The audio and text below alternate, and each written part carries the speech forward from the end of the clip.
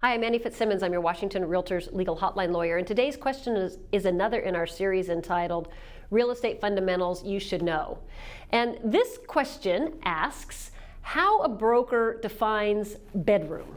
Or maybe the question comes along the lines of, I want to call a room a bedroom, but the bedroom has a window that's too high for somebody to climb out of, doesn't have ingress, egress, as we like to call it. Or there's a wardrobe, a freestanding wardrobe in the bedroom, but no built-in closet. So can I call this room a bedroom?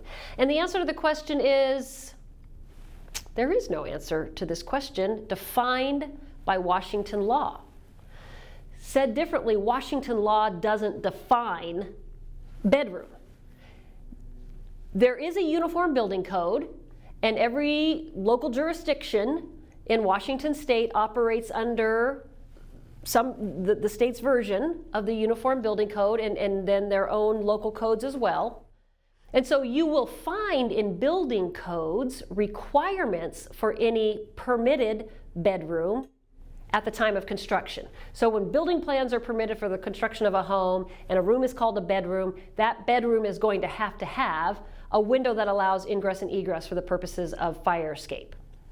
There may be a requirement for a built-in closet of some sort.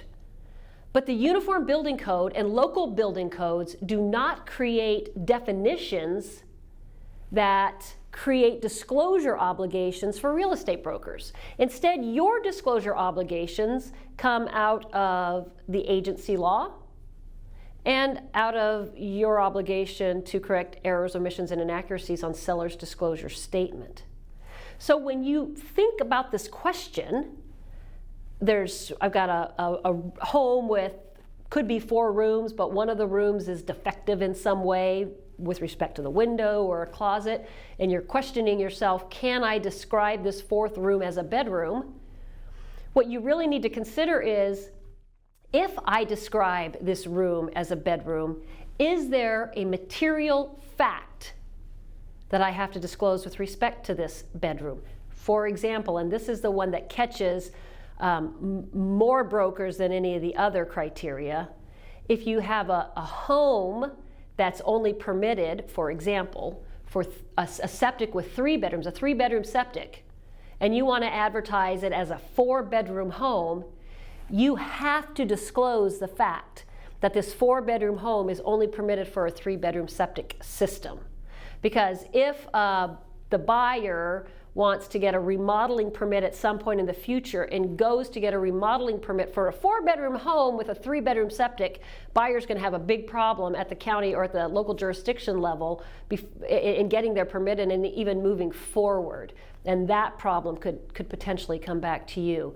With respect to the windows or the closets, do you believe that a material fact exists that you need to disclose about those issues? If you don't know whether the issue that concerns you constitutes a material fact, that's something you should discuss with your managing broker. Does this set of facts create a material fact, substantially adverse information, not observable or readily ascertainable to the buyer?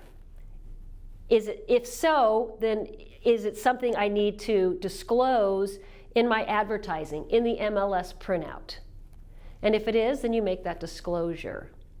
Same thing with respect to the number of bedrooms that you're advertising versus the number of bedrooms permitted for the septic system. If there's a discrepancy, that's something that you're going to need to disclose.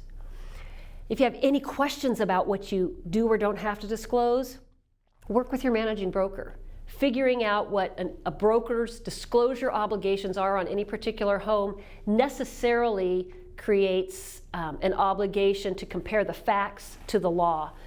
It's not something that, as the hotline lawyer, I can evaluate for you in any given case. For example, if you sent a question to me and said, here are my set of facts, is this something I have to disclose? The only answer I can give you is to define material fact and then suggest that you work with your managing broker or even legal counsel to apply your set of facts to the law and determine whether or not it's an issue that you have to disclose. Same thing is true with respect to the characteristics of the room that you may want to call a bedroom. Figure out if there are material defects associated with the identification of this room as a bedroom, and if there are, make sure that you have competently and thoroughly disclosed those material facts along with your claim that it constitutes a bedroom. If you do have questions on this topic, don't ask me if you have to disclose a certain issue, but if you have any other questions on this topic or any other, send an email to me, legalhotline@warealtor.org. Thank you for being a Washington Realtors member.